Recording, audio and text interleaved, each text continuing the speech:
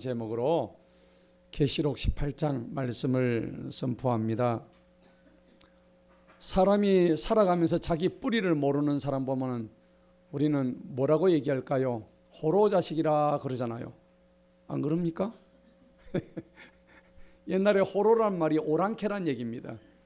오랑캐가 이 땅에 와가지고 침범을 해가지고 조선 여자들을 농락하면서 애를 낳았는데 다 침략하고 가고 나니까 이 애가 저 애인지 저 애가 지 애인지 누군가를 알 수가 없는 거예요. 지 뿌리를 모르는 거예요. 애비를 모르는 거예요. 그래서 무슨 자식요? 호로 자식이라 했단 말이에요. 그러니까 불효막심한 자식들을 보면 이 호로 자식아 그렇게 얘기를 한단 말이에요. 그렇죠? 예. 그 사람이 뿌리를 모르는 사람이 진짜 호로 자식이에요. 그런데 더 중요한 것은 호로 자식으로 태어났다 할지라도 우리가 어디로 가는지 모르는 게 더 문제예요. 우리 속담에 친구 따라 강남 간다 그러잖아요. 그 말이 무슨 말이냐면은 무슨 목적도 없이 인생을 살아가는 사람을 두고 하는 얘기예요. 여러분은 어떠십니까? 지금 내가 장에 가는데 그름지고 장에는 가지 아니하는지 한번 스스로를 한번 돌아보시기 바랍니다. 내가 지금 왜 살고 있지? 정확히 자신이 사는 목적이 뭔지를 모르는 사람이 가장 불행한 사람이에요. 이게 인생의 비극이란 말이에요. 그런데 성경은 뭐라고 얘기하냐면 이걸 하나님을 떠난 사람이라고 얘기하는 거예요. 하나님은 안 떠나도 잘 사는 사람 여러분 보셨죠? 복인 것 같죠? 아닙니다. 하나님은 그런 사람을 그냥 내버려 둡니다. 왜? 그냥 잘 살도록 내버려 둬요. 그냥 지바람에 그냥 멸망당하게 되어 있거든요. 그래서 성경에는 부자가 될수록 하나님과는 거리가 멀어진다고 분명히 성경이 말씀하고 있어요. 부자가 하늘 날아가는 것이 낙타가 바늘기로 들어가는 것보다 더 어렵다고 그렇게 얘기하는 거예요. 여러분 그러니까 부자 되려고 애를 쓰지 마세요. 부자도 하나님이 내리신 부자가 돼야지 지 하나님 떠나가지고 부자 되는 것은 그거는 저주요 멸망입니다. 오늘 설교의 제목이 하나님이 없는 곳이 뭐라고요? 바벨론이래요. 바벨론이 뭐예요? 성경에 바벨론이 무려 한 200번 이상 나와요. 얼마나 바벨이 많이 나온지. 여러분 그러면 바벨론이 좋은 뜻일까요? 나쁜 뜻일까요? 안 좋은 뜻이에요. 좋지 않은 뜻이란 말이에요. 성경에서 바벨론이란 뜻은 세상, 멸망할 세상을 의미하는 거예요. 그래서 예레미야 말씀에도 만물보다 더 부패한 것이 사람의 뭐라고요? 마음이라 했단 말이에요. 우리 마음이 만물보다 더 부패하고 썩었다는 말입니다.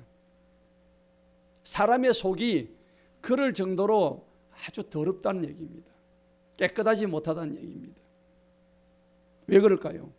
사람의 마음은 하루에도 5만 가지 생각하죠. 생각을 몇 번 한다고요? 5만 번 한대요. 5만 번. 엄청나게 많이 하죠. 불가에서는 번뇌를 하는데 몇 번 번뇌를 해요? 108번뇌 한다는데요. 108번을 번뇌하는 거예요. 와, 이게 고통이 아니고 뭐겠어요? 참 힘든 거예요. 하나님은 이러한 인간의 역사의 주관자십니다. 할렐루야. 사람의 역사는 누가 인도하신다고? 하나님이 끌어가시는 거예요. 그래서 역사를 영어로 히스토리라 그렇게 하는 거예요. 그 히스토리를 분해해 보면 히저 스토리다. 그분의 이야기다 하는 겁니다. 그래서 히스토리가 된 거예요. 그러면은 우리가 성경책을 안 봐도 우리가 고대 세계사 역사를 보더라도 고대 제국이 유명한 제국이 4개가 있었어요.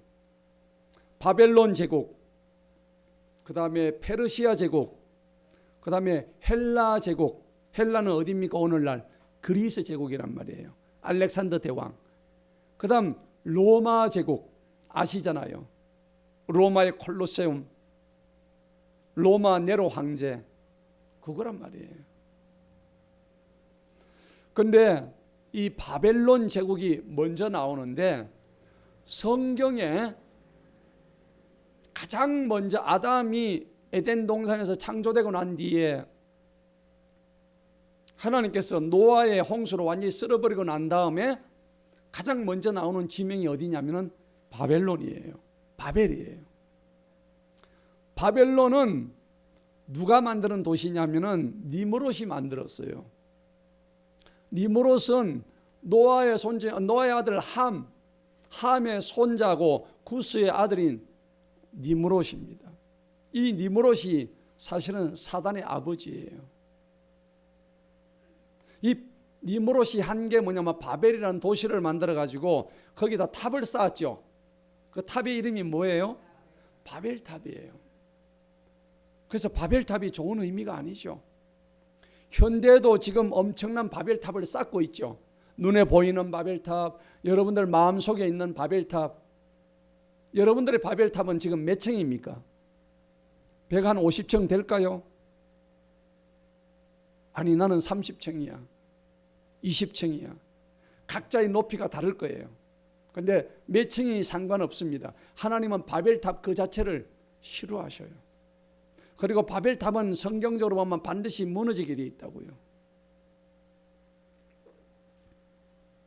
하나님을 대적하는 탑을 쌓는 것은 결코 좋은 일이 아닙니다. 여러분, 절에 가면 탑을 막 돌죠. 탑을 영어로 타워라 그래요. 타워.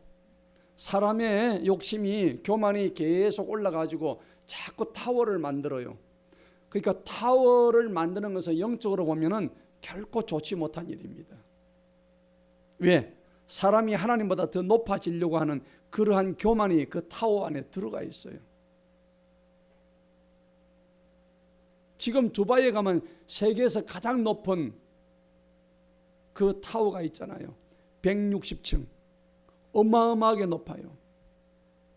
근데 여러분, 그렇게 높은 빌딩도 하나님이 흔들어 버리면 끝나는 거예요.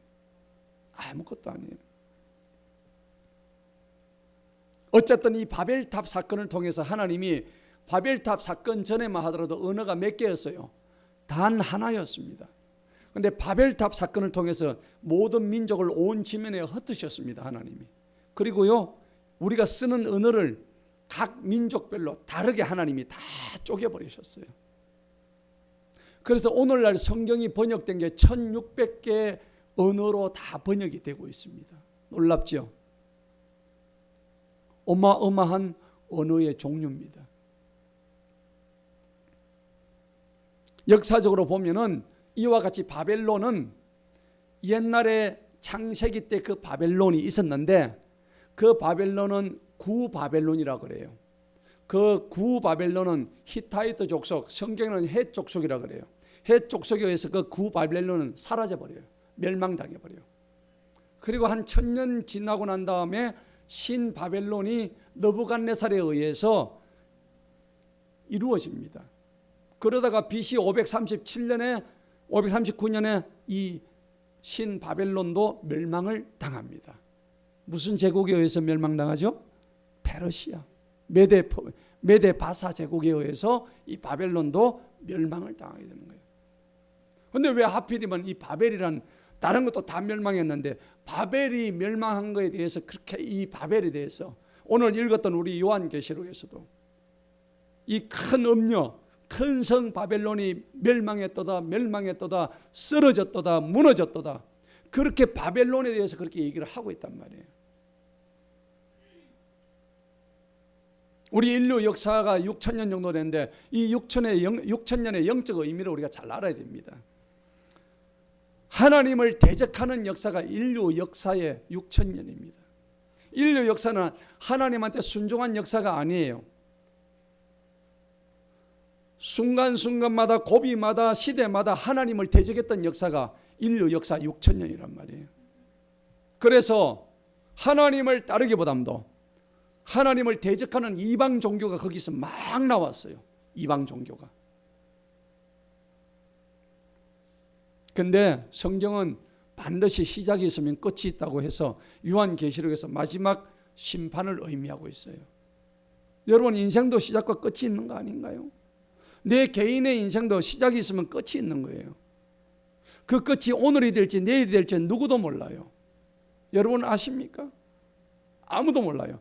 반드시 죽게는 되어 있는데 그것이 오늘이 될지 내일이 될지 10년 뒤가 될지 하나님만이 아시는 거예요. 인간의 생사와 복은 누가 아신다고요?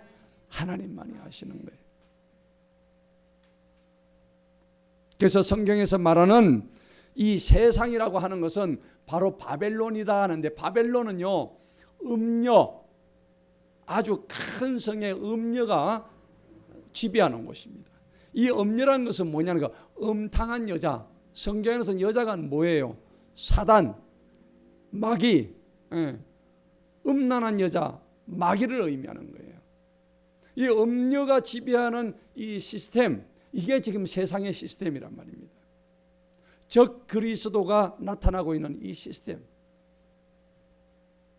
그래서 사단과 마귀가 공중 권세를 잡아가지고 움직이는 이 세상, 결과적으로 우리가 그리스도인은 세상 속에 살지만은, 바벨론 속에 살지만은, 이 바벨론과는 영적으로 완전히 구별되어야 되는 그런 삶을 살고 있는 우리 모두가 되어야 됩니다. 그러니까 영적 전쟁은 이겨야 돼요, 져야 돼요? 무조건 이겨야 되는 거예요. 이겨야 되는 거예요. 지면 끝이에요. 그래서 성경은 우리 인간의 뿌리와 인생이 가야 할 이정표를 명백하게 말씀해 주고 있는 게 바로 성경이란 말이에요. 우리가 성경을 잘 알아야 되는 거예요. 하나님의 말씀이고 진리의 말씀인 거예요. 그래서 성경에, 여러분 이 성경을 전체적으로 볼 때 큰 키워드, 핵심이 한 7가지가 나와요. 여러분 다 아시잖아요. 첫째는 하나님이죠. 그리고 하나님이 창조하신 누구요? 우리 인간. 맞죠? 그 다음에 인간이 사는 곳이 어디예요? 세상. 맞죠? 세상 속에 뭐가 있어요? 죄가 넘치죠. 그렇죠? 이게 벌써 4가지야. 그런데 이 죄를 구원하기 위해서, 돌이키기 위해서 누가 오셨어요? 예수 그리스도 이 땅에 오신 거예요. 예수님이 이 땅에서 하실 일 뭐예요? 심판이죠. 6번째. 그리고 마지막 7번째 뭐예요? 심판을 통해서 우리를 어떻게 해요? 구원하신단 말이에요. 성경의 7가지 핵심적인 단어가 이 안에 다 들어가 있는 거예요. 하나님, 인간, 세상, 죄, 그 다음에 예수님, 그리고 심판, 구원. 이 7가지가 성경 안에 핵심적인 키워드란 말이에요. 우리가 이걸 잘 알고 있잖아요. 왜 하나님이 중요하냐면은 만물의 제일 원인이거든요. 하나님께서는 이 만물을 창조하셨기 때문에 가장 중요한 거예요. 그분의 통치 원리는 뭐냐?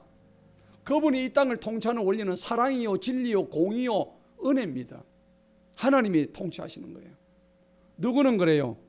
우주 만물의 구성이 뭐가 되어 있냐? 물리학자한테 물으니까요, 원자로 되어 있다, 쿼크로 되어 있다, 소립자로 되어 있다. 그거 아니에요. 그건 물리학자 하는 소리지. 우주의 만물의 모든 구성체 가장 작은 단위는 뭐냐? 사랑입니다. 사랑으로 이루어져 있어요. 우주는 사랑으로 이루어져 있다고요.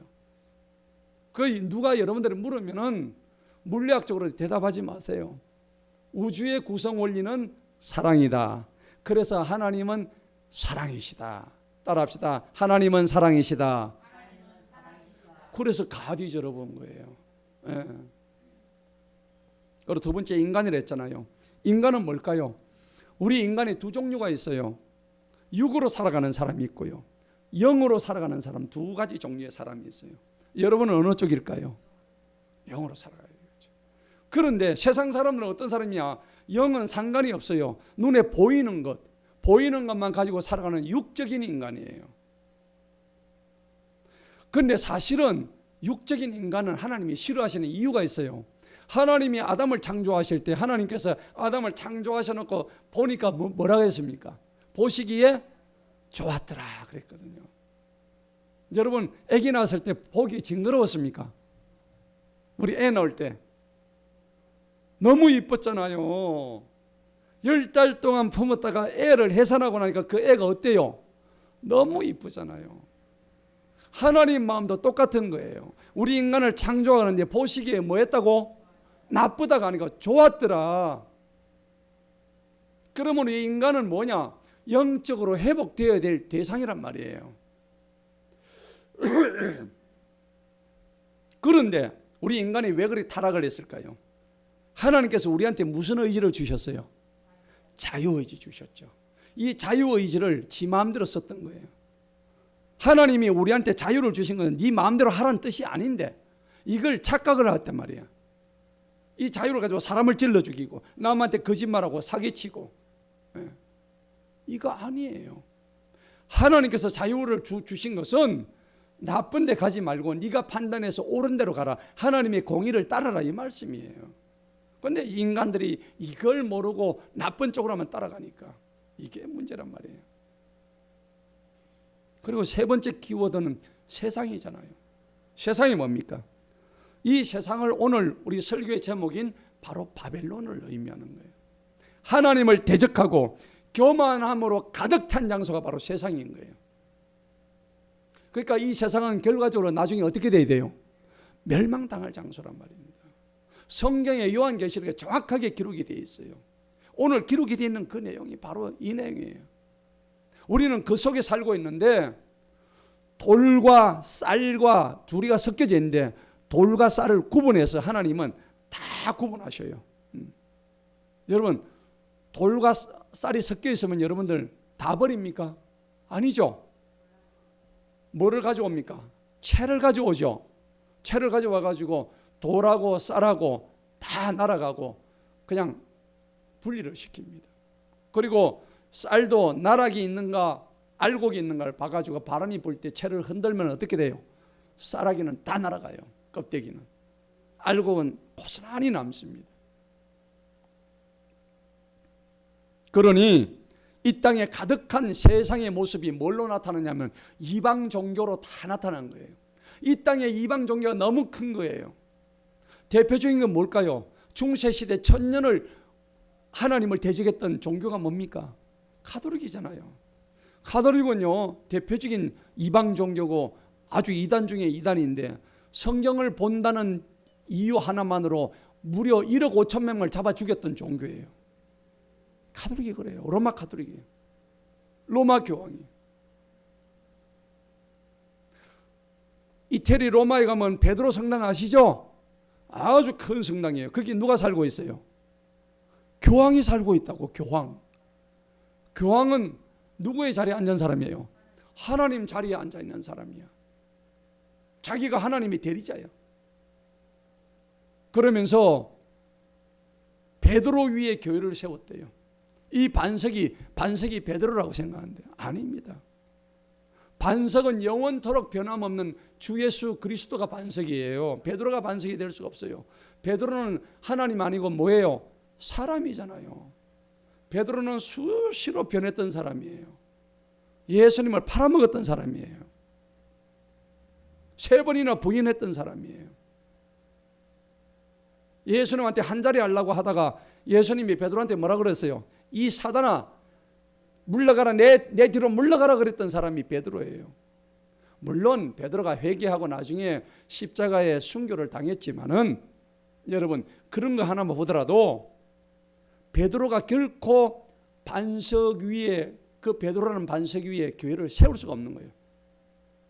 늘 변하는 사람이기 때문에. 사람은 변질되잖아요. 여러분 자신을 한번 비춰보세요. 얼마나 마음이 왔다 갔다 해요. 순간순간 우리 마음이 변하잖아요. 이게 우리의 마음이잖아요.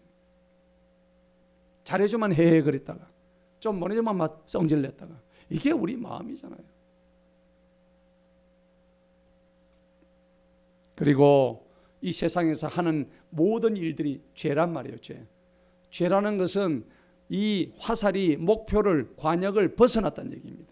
우리의 목표는 정확하게 어디로 가면 하나님에게로 가야 되는데 하나님에 가지 않고 자꾸 빗나가요.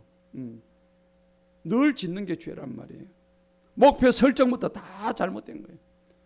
여러분, 죄가요, 뭐가 죄냐니까 하나님 안 믿는 사람한테 나는 죄 지은 적이 없대요. 자기는 너무 착한 일을 하기 때문에, 선행을 하니까는. 그런데 성경에서 말하는 죄는 그런 걸 얘기하는 게 아닙니다. 세상에서 착한 일을 하고 남한테 피해 안 주고 그게 죄 없는 게 아니에요. 성경의 죄란 거는 뭐냐면 하나님을 떠난 것이 죄다, 명백하게 얘기하는 거예요. 여러분 분명히 아셔야 돼요. 이 땅에서 아무리 착한 일을 해도 남한테 해코지 안 하고 피해 안 준다 할지라도 하나님을 떠나게 되면 그것이 죄인 것을 분명히 기록하고 있습니다. 그래서 우리 인간의 공덕을 쌓는다든지 행위에 어떤 구원을 한다든지 내가 선행을 해가지고 구원받는다, 다 가짜입니다. 다 이단들이 하는 소리예요. 우리의 공로는 하나도 없습니다. 단 1도 없습니다. 주님의 믿음의 구원이 아니면은 우리는 하나도 구원받을 수 없는데, 그래서 이 땅에 예수 그리스도가 오셨다는 겁니다. 예수님은 그냥 여기 이 땅에 놀러 오셨어요? 관광 오셨어요? 관광 오셨겠지요. 세상 한번 둘러보고 석 둘러보고 하늘에 올라가시려고. 그거 아니에요. 예수님이 이 땅에 오신 이유는 우리의 죄들을 감당하시기 위해서. 너무나 죄가 많으니까. 그래서 예수님이 하신 일이 뭐예요? 십자가에 다 못 박힌 거예요. 우리 장 집사님 만드는 구리 십자를 보고, 저는 원래 그 십자가 별로 안 좋아하거든. 그 가톨릭의 십자가를 안 좋아해. 왜? 예수님이 맨날 그것을 막 이래 못 내려오셔. 근데 우리 기독교 십자가는 뭐예요? 우리 기독교의 십자가는 예수님이 거기서 부활해가지고 십자가를 떠났어요. 그래서 가톨릭의 십자가 보면은 예수님이 매달리는 형상이에요. 그래서 별로 싫어했는데 우리 장집사님 만드는 십자가를 보니까 얼마나 은혜가 되는지. 그 구리 하나에, 구리선 안에 예수님의 모습이, 처절한 예수님의 모습이 너무나 막 가슴이 다가오는 거예요. 여러분 그렇게 보셨죠? 하나님이시면서 동시에 인간이신 예수님이 이 땅에 오시면서 인간을 사랑하는 가장 최고의 결정체가 바로 예수님의 십자가 사랑인 것을 우리가 분명히 알아야 합니다. 그분이 바로 구원의 메시아고, 그래서 구약은 오실 예수님, 신약은 오신 예수님을 증거하고 있는 거예요. 그리고 성경의 6번째 키워드 심판을 보게 되면은 결과적으로 믿음이 전제되지 않으면 심판을 면할 수가 없는 거예요. 누구든지 올바로 가던 길을 갖다가 돌이키기 위해서는 그 길에서 회개를 해야 되는 거예요. 회개하지 않고 믿지 않으면 반드시 하나님의 심판을 받게 되어 있어요. 이건 제가 하는 얘기가 아니라 성경에서 분명히 경고하고 있는 말이에요. 얼마 전에 보니까는 안타까운 뉴스가 있습니다. 스키를 타러 갔는데 학생들이 차가 뭐 잘못돼 가지고 사고가 났는데, 그것도 다 대학생들 5명이 있어. 그래가지고 고속도로에서 그냥 차에 불이 붙어가지고 5명이 다 죽었어요. 얼마 전에 뉴스 나왔잖아요. 아니 불 탔으면 나와야 되는데 문이 찌그러져서 차 문이 열리지가 않아가지고 안에 불은 붙었는데, 그건 뭐예요?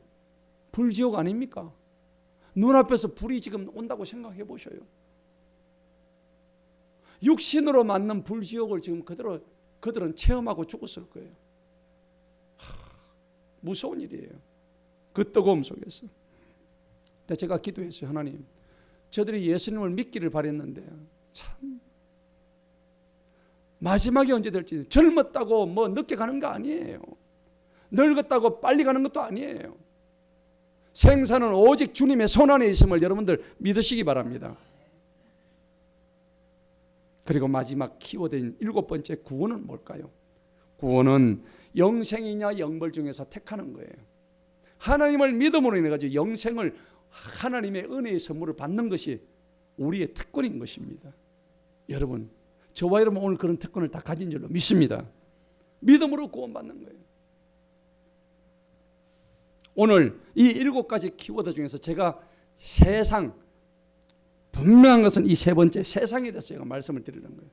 세상을 바벨론이라고 얘기를 하는데 우리가 사는 이곳이 바로 바벨론이에요.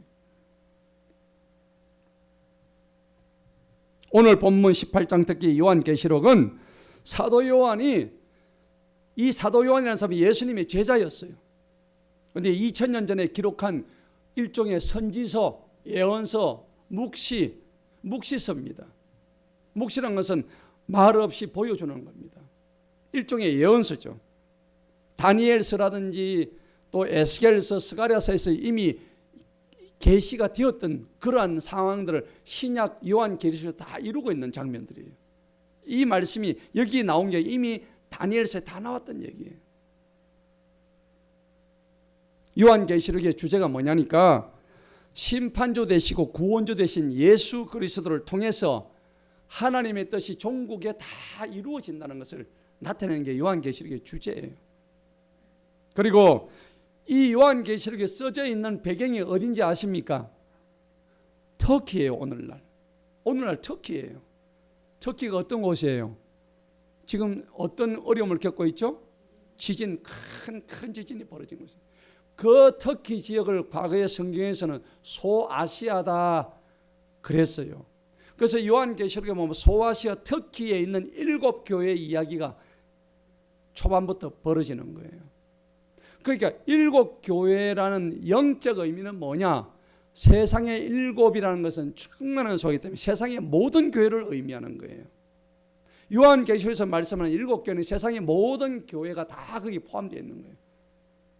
하나님의 교회, 하나님을 떠난 교회, 변질되고 있는 교회, 충만한 교회, 그 안에 다 들어있는 거예요. 그런데 이것을 기록하게 된 동기는 사도 요한에게 성령님이 임하여 주셔서 하나님의 환상을 쫙 열어주셔요. 그래서 사도 요한이 그 계시를 보고 여기다가 기록했단 말이에요. 놀라운 거예요. 그런데 이 기록에 보면 특징이 보면 주로 숫자를 많이 사용하는데 7이라는 숫자를 엄청 많이 등장해요. 7이라는 숫자. 그래서 대표적으로 뭐 7교회 나오죠. 그 다음에 7 촛대 나오죠. 그 다음에 7 천사 나오죠. 7 나팔 나오죠. 7 진노 나오죠. 7 재앙 나오고요. 뭐 7개가 그렇게 많이 나와요. 7이라는 숫자가. 7이라는 숫자가 완전수거든요. 전체를 의미하는 거예요. 여러분, 하나님의 심판은요, 때가 찼다는 얘기입니다. 전체적으로 다 끝났다는 얘기입니다. 이제 하나님의 재앙이 임할 때는 완전한 충족되는 조건이 이루어질 때 우리에게 심판을 하신다는 겁니다. 지금 우리에게 때가 왔다는 겁니다. 그래서 7이라는 숫자는 창조하고 안식할 때 7일째였잖아요. 그리고 7번 큰 재앙이 온다고 할 때 심판과 구원의 의미가 나온다는 얘기입니다. 여러분, 그런데 안타까운 것은 사람의 이 특징이라는 것은 눈에 보이는 것만 가지고 얘기해요. 세상 사람들은 어떨까요? 다 그렇지 않습니까? 눈에 보이는 육적인 것만 가지고 저 사람을 평가한다니까. 그 사람의 내면보다는요. 그래서 신앙생활 중에 믿음이 연약한 사람들을 보면은 특징이 뭐냐? 신앙생활을 하면서 늘 의심해요. 확신이 없어. 기쁨이 없어요. 그리고 늘 쉽게 세상 풍조에 따라가는 겁니다. 세상 사람들이 사는 이 세상을 바벨론이라고 얘기하는 이유가 있어요. 바벨론은 역사적으로 망했어요, 흥했어요? 망해버렸어요. 아주 흥한 나라였는데 결과적으로 하나님이 치셔가지고 이 바벨론은 망하고 말았어요. 이미 심판을 당했다는 얘기입니다. 그 바벨론의 특징이 뭐냐? 그 안에는 왜 망했냐면 하나님의 영광을 구한 것이 아니라 사람의 영광을 구했기 때문에 하나님께서 망하게 하셨다는 겁니다. 오늘 본문 18장 1절을 한번 보시기 바랍니다. 거기 보니까 마지막 때 하늘에서 천사가 큰 권세를 가지고 땅이 그 영광으로 환해지더라고 말씀하고 있어요.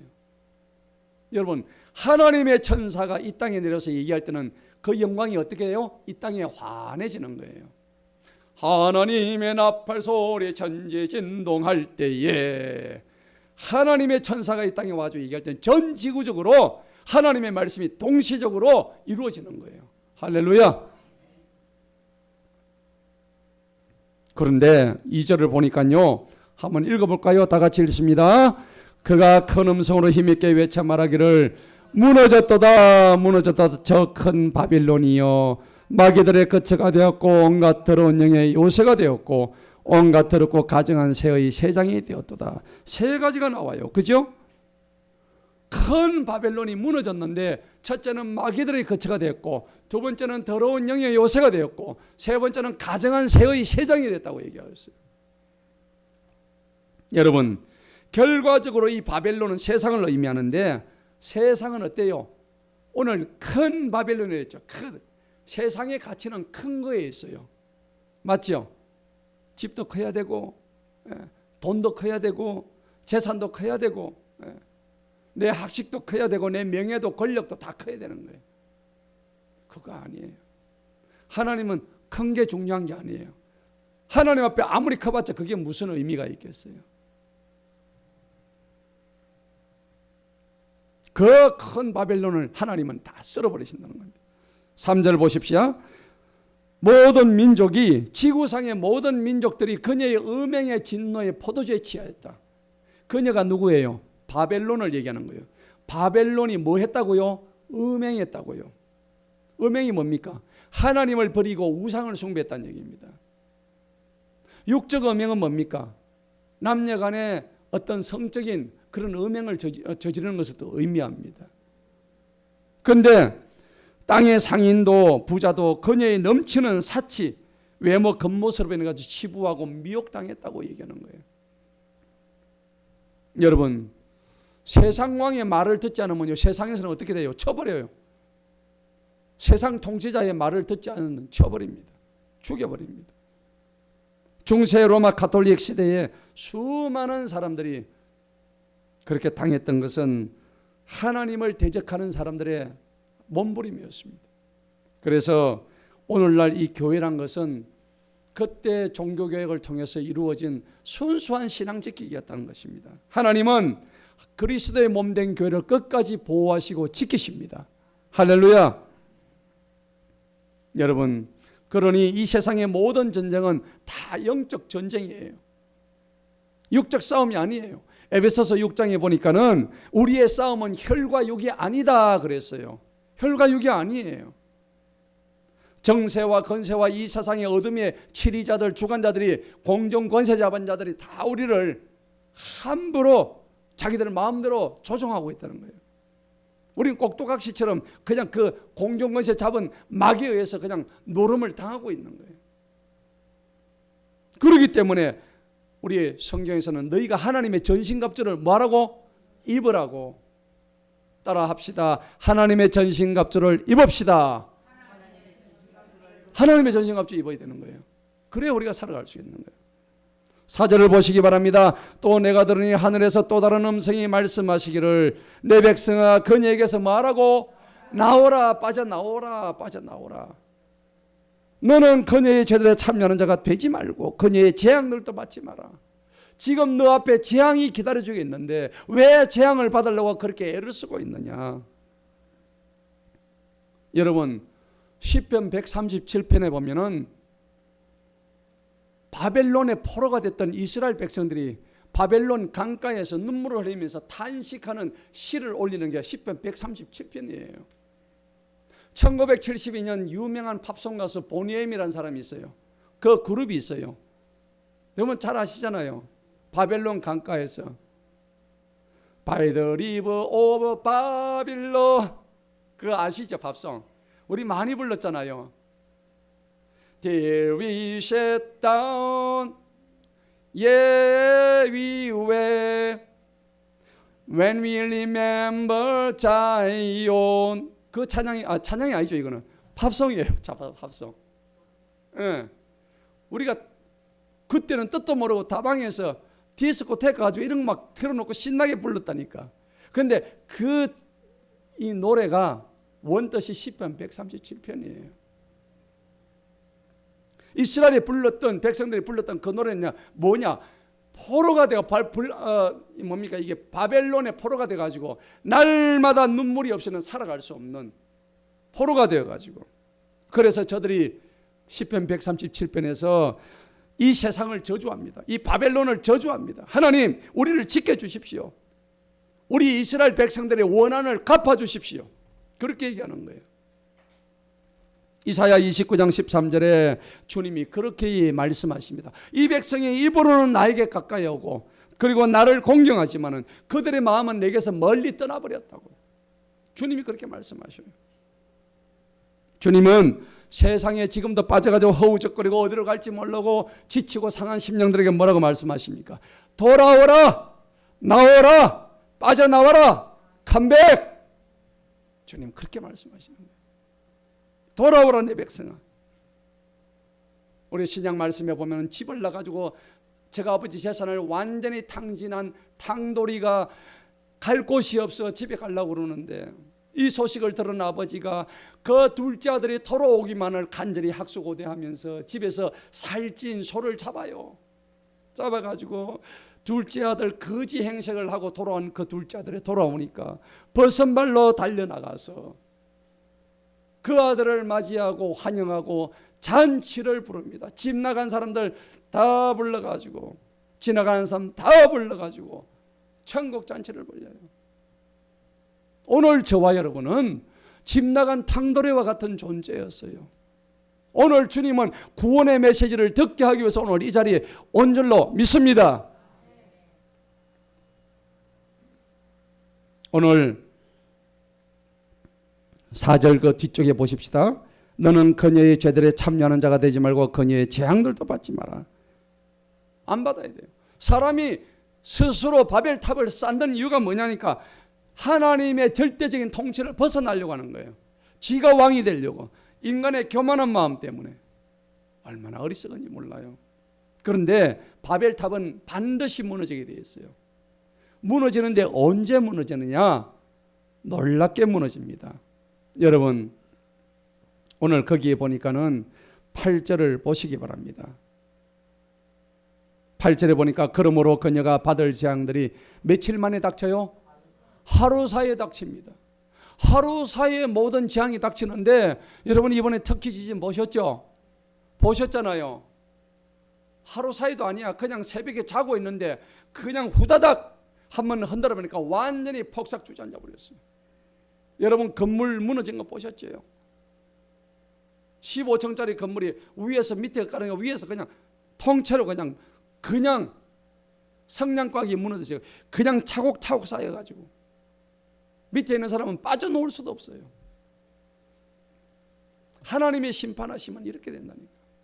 여러분 터키 대지진은 지금 재앙의 지금 전조요 시작에 불과하다고.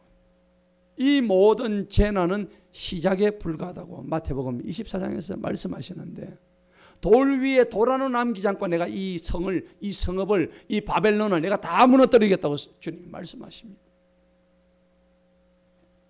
여러분 이슬람 우상 숭배했던 터키를 하나님이 지금 손대고 계셔요. 아 그러면 우리나라는 안전하네? 아닙니다. 눈에 드러나는 이슬람이라는 우상을 믿는 국가도 그런데 우리는 비록 이슬람을 믿지 않지만은 우리가 하나님을 믿지 않는다면 이슬람보다 더한 우상을 숭배하고 있는지도 몰라요.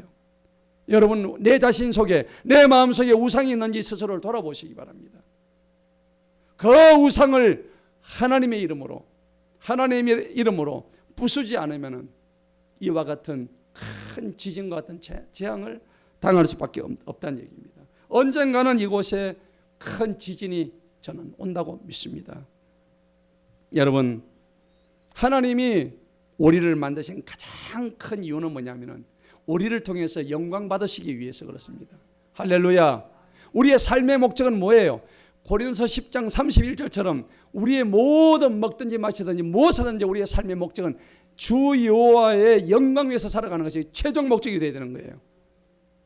앞으로 누가 여러분들한테 당신은 무엇 때문에 사시오 하면은 고린도서 10장 31절을 들이대시기 바랍니다. 뭐라고 얘기할까요? 먹든지 마시든지 무엇을 하든지 하나님의 영광 위해서 나는 삽니다. 할렐루야. 따라합시다. 먹든지 마시든지 무엇을 하든지 하나님의 영광을 위해서 삽니다. 그것이 돼야 되는 거예요. 그러면은 하나님의 가장 기뻐하시는 게 뭐냐니까 우리 얼굴에 하나님의 형상이 드러나게 하시는 거예요. 지금 여러분 얼굴, 저의 얼굴, 우리 모두의 얼굴 속에 누구의 형상이 있다고요? 하나님의 형상이 있어야 되는 거예요. 우리 서로 한번 인사합시다. 서로 인사하시면서 하나님의 얼굴을 봅시다. 하나님의 얼굴이 보이십니다. 하나님의 얼굴이 보이십니다. 그렇죠? 마귀의 얼굴이 보입니까? 하나님은 우리 얼굴 속에 자신의 얼굴을 담아 놓으셨어요. 하나님의 얼굴을 보여야 되는 거예요. 5절 보십시다. 이는 그녀의 죄들이 하늘에까지 닿았고 하나님께서 그녀의 불법들을 기억하셨다. 무서운 얘기입니다. 6절에 보니까 그녀가 너에게 준 그대로 너에게 돌려주고 그녀의 행위를 했다 몇 배로요? 2배로 그녀에게 갚아준다고.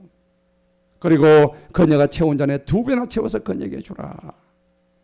7절을 다 같이 한번 읽어봅니다. 시작.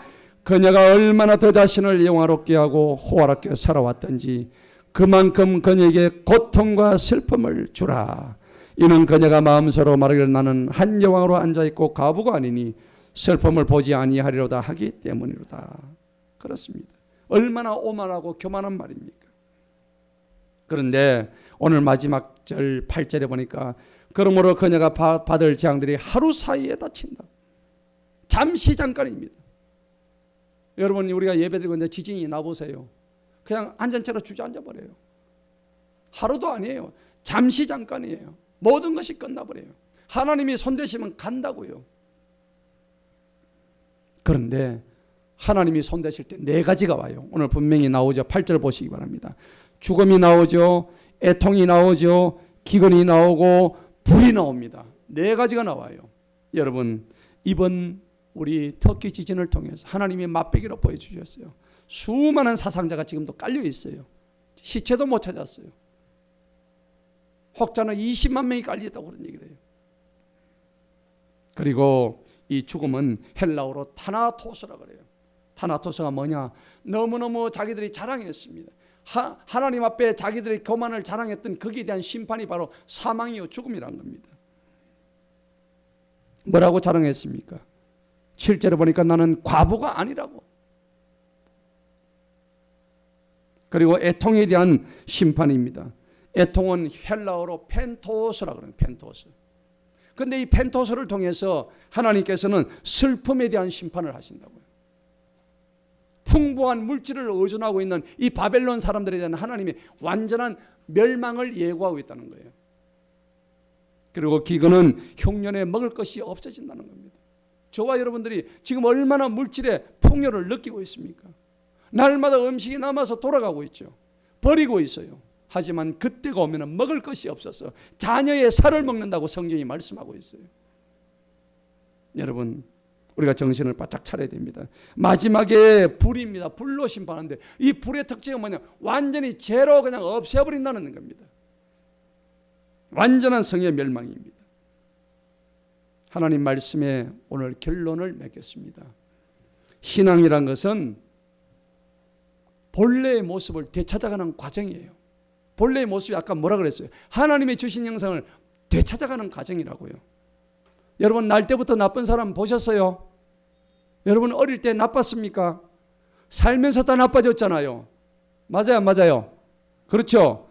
왜 나빠졌냐면 살면서 자신을 보호하기 위해서, 상처받으니까 자신을 보호하기 위해서 자기가 그렇게 둔갑해 가는 거예요. 환경 따라서 자기를 지키기 위해서 자기 성격이 그렇게 바뀌어져 가는 거예요. 그러면 자신을 지키기 위해서 자신의 힘이 들어가는 거예요. 자기도 모르는 힘이 들어가요. 그런데 이 힘이 들어갈 때 하나님의 힘이 아니고 세상의 힘이 들어가니까는 세상 방식으로 바뀌는 거예요.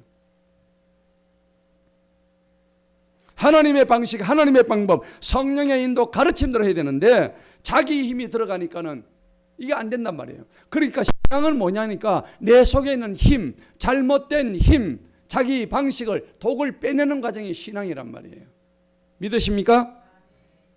그래서 성령의 열매, 예수님이 가장 온유하신 분이잖아요.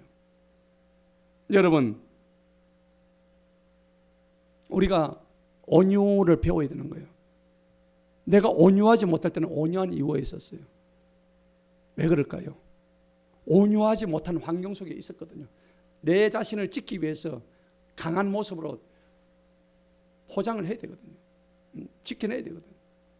그런데 그것이 중요한 것이 아니라고 성경을 얘기하는 거예요. 네가 예수님의 온유를 닮아라. 분명히 말씀하시는 거예요. 그런데 그게 저절로 되는 게 아니에요. 예수님의 온유를 닮으면 성령의 충만함을 힘입어야 성령의 9가지 갈라디아서 5장 22절의 말씀처럼 되는 거예요. 신앙은 본래의 자리로 되돌아가는 것입니다. 예수님을 닮아가고 따르는 것입니다. 오늘 설교의 제목처럼 하나님이 없으면 바벨론입니다. 그 자리가 바벨론입니다. 멸망의 자리입니다. 오늘 저와 여러분들이 여기에 있는 것은 결코 우연이 아닙니다. 여러분 우연을 생각하지 마세요. 하나님의 필연 속에 우리가 이 자리에 앉아서 하나님의 인연을 가지고 있는 거예요. 놀라운 인연이에요. 하나님의 계획과 섭리하에 있는 거예요. 오늘 여기 발걸음한 것도 내 뜻대로 온 줄로 생각하지 마세요. 하나님이 인도하지 않으시면 여기에 한 발짝도 들어올 수 없어요. 오직 주님의 인도하심, 이끄심이 아니면은 나는 살아갈 수가 없습니다. 따라합시다. 나는 주님을 믿습니다. 크게 합시다. 나는 주님을 믿습니다. 내 죄를 용서하여 주옵소서. 나를 구원하신 예수님을 믿습니다. 예수님을 나의 구원자로 영접합니다. 그렇습니다. 하나님 없는 곳이 멸망당할 바벨론이에요. 이 교회 안에서도 예배가 없고 찬양이 없고 기도가 없으면 그것이 바로 멸망당할 거예요. 하나님 믿는다 하면서도 예배하지 않고 하나님 믿는다 하면서 찬양하지 않고 기도하지 않으면 그것이 바로 바벨론이에요. 이제 우리 모두가 하나님이 계신 그리스도의 이 몸된 우리 선양교회에서 아름다운 성도의 연합을 이루어서 바벨론을 완전히 파하고 하나님의 거룩한 도성 새 예루살렘을 이루어가는 저와 여러분 되시기를 간절히 축원합니다. 기도하겠습니다. 하나님 아버지 감사합니다.